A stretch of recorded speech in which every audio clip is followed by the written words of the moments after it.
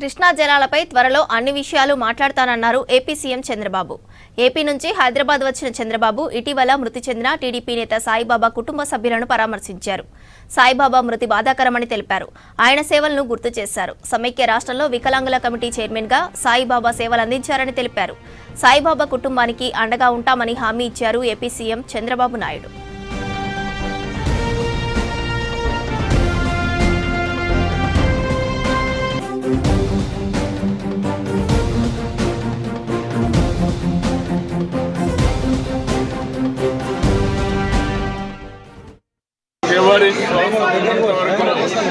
Party కోసం పనిచేసిన వ్యక్తి పి సాయిబాబా గారు 2 సార్లు సమైక్య ఆంధ్రప్రదేశ్లో ఈ యొక్క ఫిజికలీ ఛాలెంజ్డ్ కార్పొరేషన్ కి చైర్మన్ గా పనిచేయడం, అదే మాదిరిగా అనేక విధాలుగా పార్టీ పదవుల్లో ఉండడం, ఇటీవల కొంత సృష్టి కావడం ఆయన చూసినప్పుడు చాలా బాధేస్తుంది.